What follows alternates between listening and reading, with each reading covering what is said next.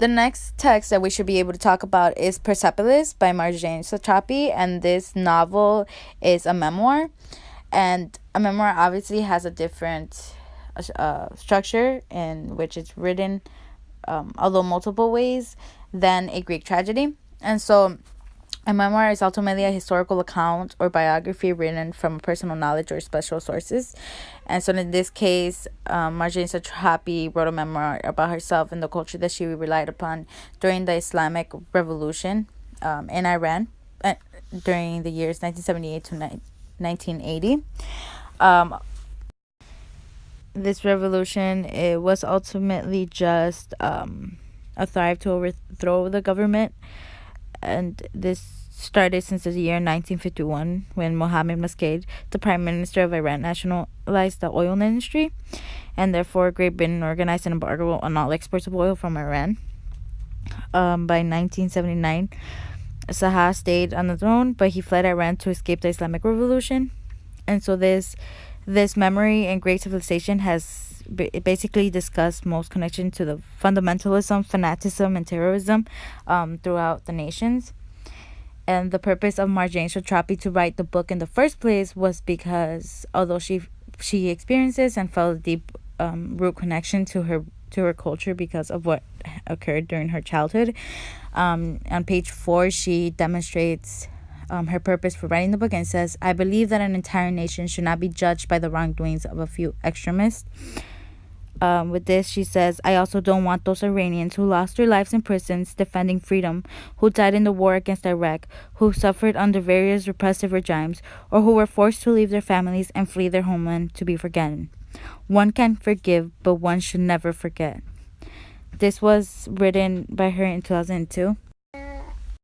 It is to show that no matter the translations and the way the book has been translated from French or to the English language, there is still that same message that she wanted to portray, that the culture that she belongs to is still home, and Iran still signifies a huge part of her life. With this, she develops in the book the main character of Marjane Satrapi. She ultimately grows up wanting to be a prophet and feels very connected to God. This scene on the panels on page 9, where she is discussing to God what she wants to be when she grows up, and it's something that is not usually said by a child. It says, "I wanted to be justice, love, and the wrath of God all in one."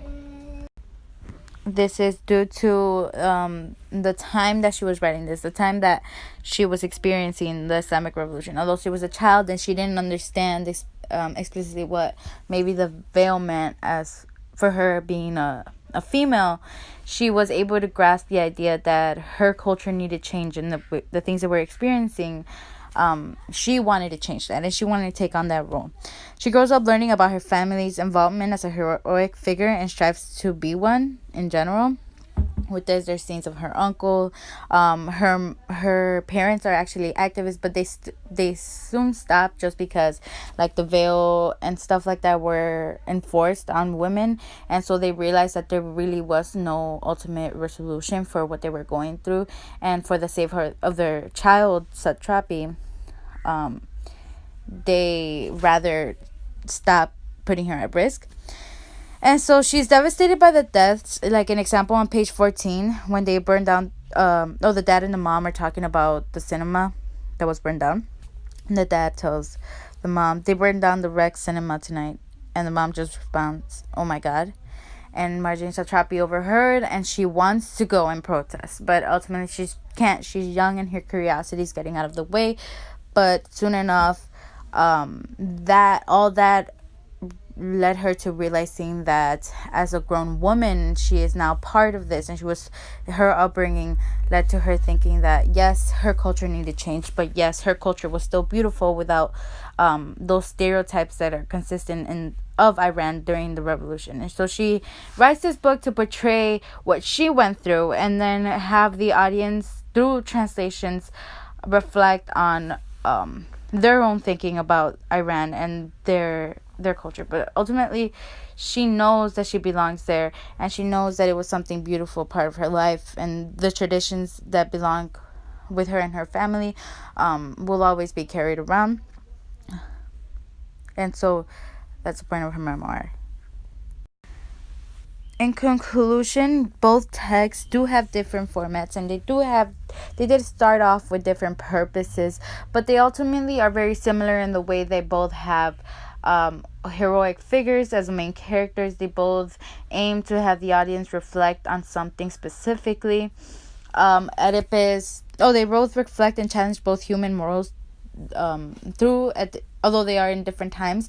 An example, Oedipus, as mentioned, Sophocles, when writing it around morals that surrounded the Greek culture, he puts there that you cannot escape truth, you cannot be blind to truth, as well as incest is wrong, and therefore Oedipus at the end pays for his sins by blinding himself and not being happy because of everything that he's done. And that is done for the catharsis of the audience, and now the audience is able to reflect on that and furthermore have pleasure as well as control their own emotions within, which is the full-on effect of a Greek tragedy overall, because the philosophers have explained. On the other hand, Persepolis is more modern. It is a memoir and not specifically of Greek culture, but Marjane Satrapi, when writing this memoir, she had a purpose of portraying the Iranian culture and how Islam at the moment and the revolution was just very controversial for those that would experience it. And her as a woman, through that, although she was a child, she was able to realize what was going on wrong, and reflected on that and wanting to become someone that is different. And although trying to escape, at some point she knows that she ends up back there just because it is her self-identity, and her internal conflict is found in Iran. And this challenges the human moral that existed during time, where it was like whether you were supposed to follow these strict rules because you were part of the culture, or whether you want to be different, like Marjane Satrapi in this case, and want to fight for change and want to risk certain factors of your life because you know that is the right thing to do. With this said, both texts challenged the spirit of time in which they were written, because both authors intended to reflect upon the ultimate message and why things were occurring with the possible settings that they took place in.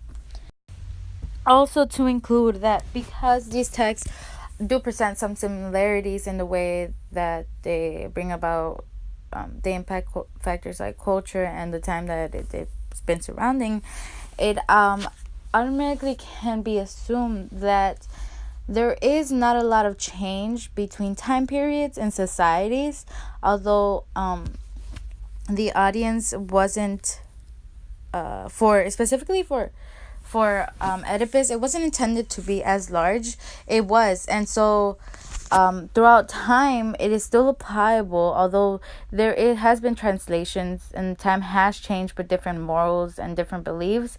It still applies to the extent in which it affects the audience to be able to interpret literature and understand the moral issues that belong.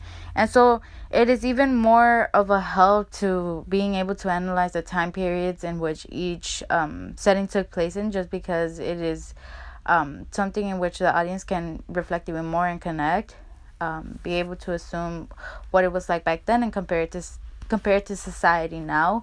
I think that a lot of the philosophies still apply, such as family value and love as well for the conflicts that occur in our government, still impact the upbringing, especially if you're firsthand impacted by them.